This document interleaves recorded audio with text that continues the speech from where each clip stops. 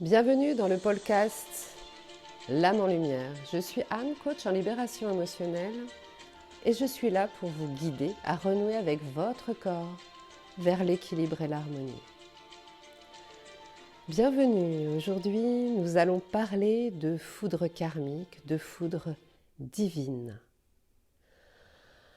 Autrefois, nous parlions de foudre divine que l'univers nous envoyait si nous avancions pas vers le chemin de l'éveil.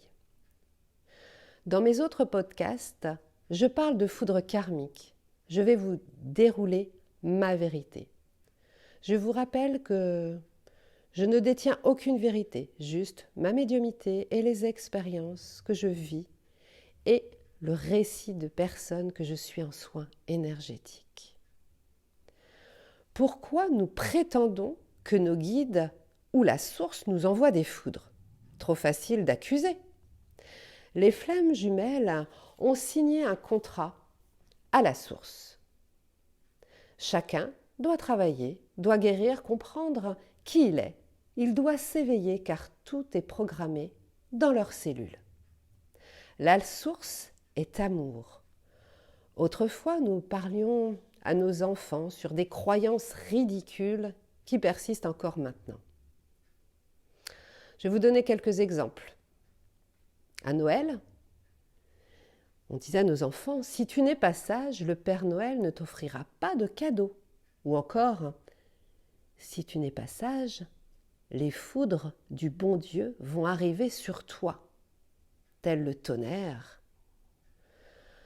Attention, Dieu est en colère. Pour ma part, je disais à mes enfants, lorsqu'il y avait du tonnerre, de la tempête, Dieu joue à la pétanque, où Dieu déplace ses meubles dans sa maison. Toutes ces programmations sont ridicules. Ça amène des peurs, des frustrations. L'univers m'a démontré qu'ils sont là pour nous aider. Leur voix est douce. Elles sont réconfortantes. Leur lumière est apaisante. Ils sont là pour nous guider, pas pour nous écraser. Nous savons très bien le faire par nous-mêmes. Comme je vous l'ai déjà décrit dans d'autres podcasts, les flammes jumelles naissent à la source. Une seule est même âme. Notre âme est divisée en deux, qui descend sur terre et vivent des expériences pour compléter leur moitié d'âme et nous reconstruire. Chaque flamme doit se révéler avec leur vraie nature, leur essence précieuse. Elle doit s'affirmer, bosser sur leur corps subtil pour être complet. Je m'explique, les corps subtils. Elles doivent équilibrer leur corps émotionnel, leur corps mental, leur corps bouddhiste, qui est l'intuition, le corps causal, qui est l'ego, le corps énergétique qui nous entoure, et le corps physique. Vous imaginez l'apprentissage colossal. C'est pour cela qu'il faut plusieurs vies pour réussir ce contrat d'âme.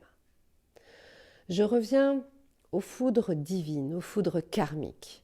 La source est là pour nous aider, non pour vous enfoncer. Je pense que l'homme, par ses actes, par ses peurs, par ses frustrations, se crée des propres blocages. Ces blocages peuvent être réellement dévastateurs. Il se crée ses propres foudres. Le runner, en fuyant et en voulant rester dans ses structures par peur, il ne veut rien changer. Le chaser, avec son ego frontal, il veut absolument faire rentrer cette relation par tous les moyens possibles dans une histoire d'amour lambda. Ce chaser n'écoute personne et surtout pas son binôme. Le contrat qu'ils ont signé à la source et d'indéfectible. Si c'est dans cette incarnation, ça se fera. Ce contrat est en eux. Ils le transportent dans leurs cellules. C'est inconscient, bien sûr. À un moment donné, ce sera tellement insoutenable que les deux aimants, que sont nos petites flammes, ne feront plus qu'un. Ils seront obligés de se retrouver. Avant tout ça, hélas, un énorme travail sur soi doit s'effectuer pour réaliser cette réunion, puis cette fusion. La seule chose et unique chose que la source applique, c'est de nous guider et nous montrer lorsqu'on n'est pas sur notre route, lorsque notre chemin n'est pas fluide. Il faut se poser les bonnes questions. Je vais vous donner un exemple. Si on achète une maison et que nous n'avons que des bâtons dans les roues, on va commencer à se poser des questions. Mais non, on va résister, on va continuer. Et on aura toujours des soucis. Et là, il faut se dire, peut-être que cette maison n'est pas pour moi, n'est pas sur mon parcours. Donc, il faut changer d'orientation. C'est tout simplement leur devoir de nous guider. Ils sont là en protection.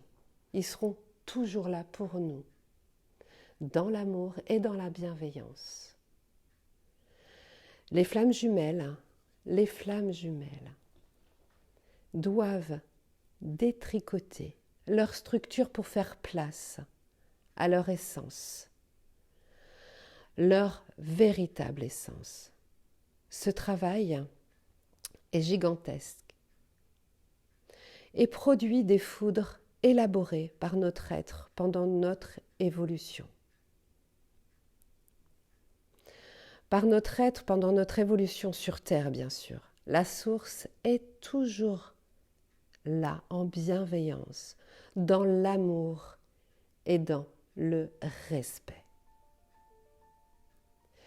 Ce podcast touche à sa fin. J'espère vous avoir éclairé.